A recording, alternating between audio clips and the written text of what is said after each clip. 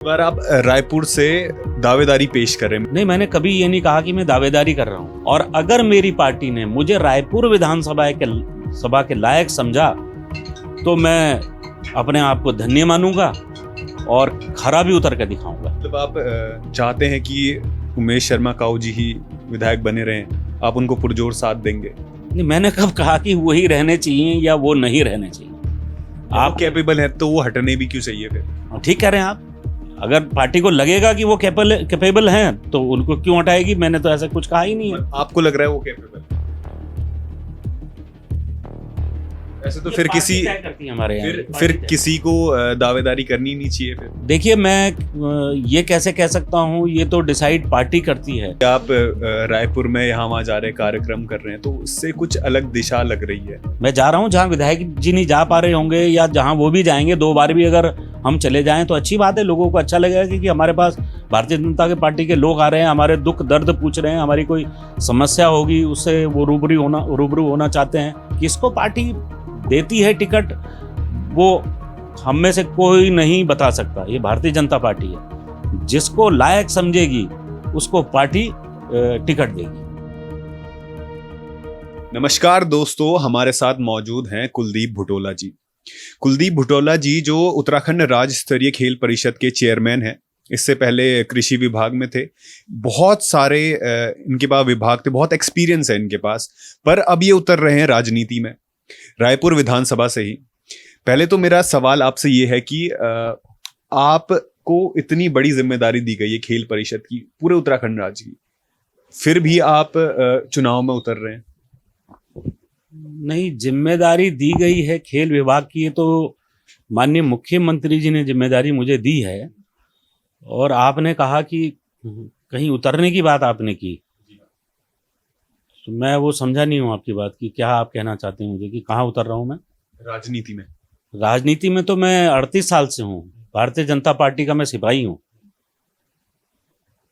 तो इस बार आप रायपुर से दावेदारी पेश कर रहे हैं। मेरा मतलब कहने का ये था कि इस बार सीधे सीधे विधानसभा का चुनाव। नहीं, मैंने कभी ये नहीं कहा कि मैं दावेदारी कर रहा हूँ, ये कभी नहीं कहा। मेरा ये कहना है कि जब आपने पूछी है ऐसी बात, तो मैं ये जरूर कहना चाहता हूँ कि मैं 38 साल से भारतीय जनता पार्टी का सिपाही हूँ। और मैंने ये देखा है भारतीय जनता पार्टी के अंदर, ये पार्टी रीति और नीति से चलने वाली पार्टी है, परिवारवाद से अछूत है। और हर कार्यकर्ता जो भी पार्टी में शुरू से बचपन से अगर होता है या जब भी आता है, कोई भी व्यक्ति राजनीति में आता है, किसी पार्टी से जुड़ा होता है, तो सबकी महत्वाकांक्षा होती है कि उसको पार्टी अच्छी से अच्छी जिम्मेदारी दे। और कौन सी जिम्मेदारी देनी चाहिए ये पार्टी ही हमेशा तय करती है। पार्टी को ही मालूम होता है कि ये मेरा कार्यकर्ता किस लायक है। और अगर मेरी पार्टी ने मुझे रायपुर विधानसभा के लायक समझा तो मैं अपने आप को धन्य मानूंगा और खरा भी उतर कर दिखाऊंगा।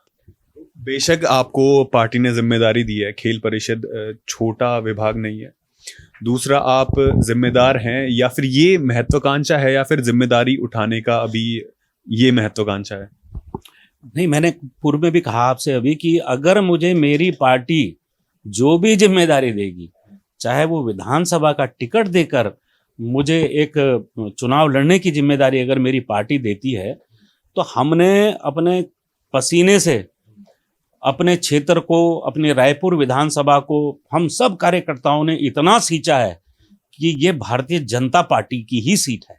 इसमें मुझे दे पार्टी या किसी भी कार्यकर्ता को दे, चाहे हमारे पूर्व के जो विधायक हैं इस समय वर्तमान में, उनको दे, मैं तो एक सिपाही की तरह उनके लिए भी लगूंगा और जिसको भी पार्टी देगी उसके लिए काम करूंगा। और मुझे देगी तो सब कार्यकर्ता मेरे लिए भी लगेंगे। ऐसे हमारे पार्टी में एक रीति और नीति है कि हम लोग परिवार की तरह जिसको भी जिम्मेदारी पार्टी लायक समझेगी और मौका देगी, उसके साथ हम सब खड़े। फिलहाल जिनके हाथ में लीडरशिप है रायपुर विधानसभा की, क्या फिलहाल वो सिपाही सही नहीं है, तभी भारतीय जनता पार्टी दूसरा सिपाही ढूंढ रही है? ये मेरे संज्ञान में नहीं है कि पार्टी दूसरा सिपाही ढूंढ रही है। और मुझसे वो उम्र में बड़े हैं, मेरे बड़े भाई जैसे हैं, मेरे विधायक हैं वर्तमान में इस समय, और मैं लगातार जब से वो भारतीय जनता पार्टी में आए उनका मैं चुनाव का संयोजक रहा हूं। मैंने कहा ना आपसे पहले भी कि इस पार्टी को हमने पसीने से सींचा है अपनी, तो हमारे यहाँ जो भी है वो हमारा नेता है, जिसको भी टिकट मिलेगा वो हमारा नेता है, और इस समय वो हमारे विधायक हैं तो हमारे नेता हैं विधानसभा में। पर मैं देख रहा हूँ कि आप रायपुर में यहाँ वहाँ जा रहे कार्यक्रम कर रहे हैं, तो उससे कुछ अलग दिशा लग रही है। नहीं, मैं अपने पार्टी के लिए जनाधार बढ़ाने की कोशिश कर रहा हूं कि मेरी पार्टी बढ़े। बचपन से हमने यही काम किया।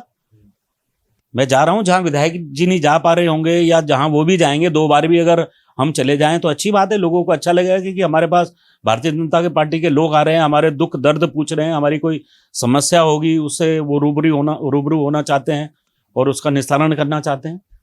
ये तो आप भी मानेंगे इस चीज़ को कि हम जितना पब्लिक के बीच में जाएंगे, जितना लोगों के बीच में जाएंगे, उनके दुख सुख सुनेंगे, और तो उसका लाभ मेरी पार्टी को होगा। तो मतलब आप चाहते हैं कि उमेश शर्मा काऊ जी ही विधायक बने रहें, आप उनको पुरजोर साथ देंगे, या फिर बदलाव होना चाहिए, या फिर उनको किसी और को मौका देना चाहिए, युवा चेहरे को देना चाहिए? क्योंकि युवा का इस बार पुरजोर युवा चाहता है कि वो भी आए राजनीति में।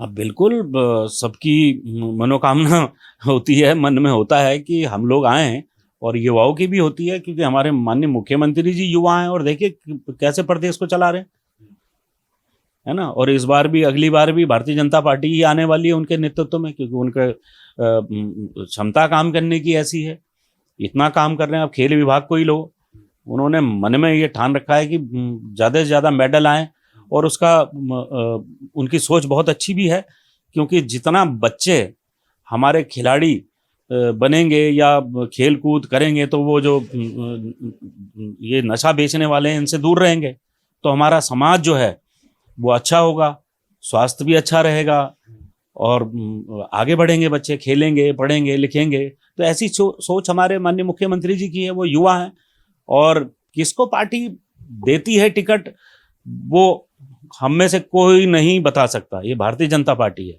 जिसको लायक समझेगी उसको पार्टी टिकट देगी। जैसे आप बोल रहे कि कांग्रेस नहीं है परिवारवादी, मतलब फिक्स नहीं है किसको भी, जो लायक होगा वो होगा।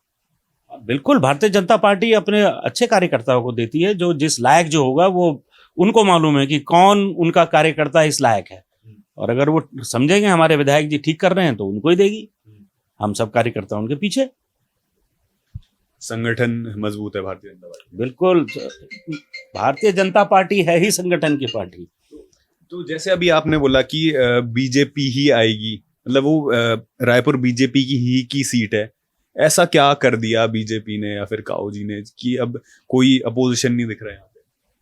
देखिए, रायपुर ही नहीं, अन्य सीट भी जितनी हैं वो भारतीय जनता पार्टी की सीट है। अगर आप रायपुर की बात करो तो रायपुर भारतीय जनता पार्टी की सीट है, आज से थोड़ी ना है।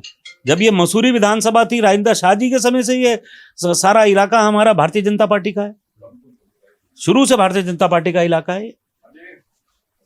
तो विपक्ष यहाँ पे इतना कमजोर क्यों नजर आ रहा है? विपक्ष है ही नहीं, विपक्ष है ही नहीं। आप देखें ना, आपने भी बोला कि रायपुर ही मतलब भारतीय जनता पार्टी की क्यों है। अब देखिए, रायपुर हम अगर 30,000 के आसपास से जीते थे तो डोईवाला के कम से जीते थे, 1,000-1,500 का अंतर तो था। तो डोईवाला भी एक जैसी है, ये भारतीय जनता पार्टी के कार्यकर्ताओं की मेहनत है ये, और मुख्यमंत्री जी की जो कार्यशैली है काम करने की, उससे जनता खुश है और चाहती है भारतीय जनता पार्टी आए। मोदी जी को देखती है जनता आज। तो भारतीय जनता पार्टी से, रायपुर से काऊ जी ही रहने चाहिए, तो फिर और लोगों को तो ऐसे मौका ही नहीं मिलेगा। नहीं, मैंने कब कहा कि वही रहने चाहिए या वो नहीं रहने चाहिए। आप कैपेबल है तो वो हटने भी क्यों चाहिए फिर? ठीक कह रहे हैं आप। अगर पार्टी को लगेगा कि वो कैपेबल हैं तो उनको क्यों हटाएगी? मैंने तो ऐसा कुछ कहा ही नहीं है। आपको लग रहा है वो कैपेबल है? ऐसे तो फिर किसी करती है हमारे यहाँ, फिर किसी को दावेदारी करनी नहीं चाहिए फिर। देखिए, मैं ये कैसे कह सकता हूँ, ये तो डिसाइड पार्टी करती है। कैपेबिलिटी किसी कार्यकर्ता की, चाहे वो विधायक हो, चाहे कुलदीप बुटोला हो, आज खेल में देख रहा हूँ तो मेरी कैपेबिलिटी मेरी पार्टी डिसाइड करेगी। अगर आप खेल में अच्छा कर रहे हैं तो आपको खेल से हटाने की जरूरत क्या है फिर? नहीं, दूसरा काम भी तो पार्टी देती है ना, हमारा एक ही काम नहीं है। देखिए मैं आपको बताता हूँ, मैं सहकारिता में था, पहले मैं डायरेक्टर बना 1999 में, फिर मैं पार्टी में जिला मंत्री भी रहा, सहकारिता प्रकोष्ठ का प्रदेश मंत्री भी रहा, किसान मोर्चे का उपाध्यक्ष भी रहा जिले का, और फिर मैं डिस्ट्रिक्ट कोऑपरेटिव बैंक का चेयरमैन भी चुनाव लड़के आया देहरादून में, और फिर मैं मंडी समिति का अध्यक्ष भी रहा। तो कहाँ सहकारिता है, कहाँ मंडी हो गई, है ना जी। और अब मुझे खेल दे दिया, तो मुझे प्रमोशन हो रहा है ना।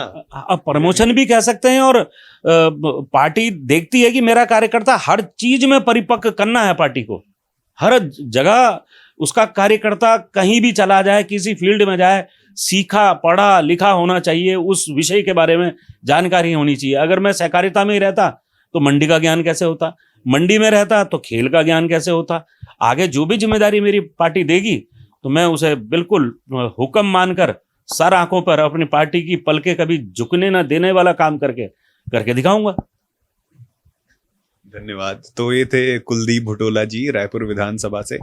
जैसे आपने बोला अगर पार्टी चाहेगी तो मिलेगा, लेकिन जैसे ये कार्य कर रहे हैं उससे तो ये पता चलता है कि दावेदारी पेश है। लेकिन जैसे इनने बोला कि जो पार्टी चाहेगी वही होगा।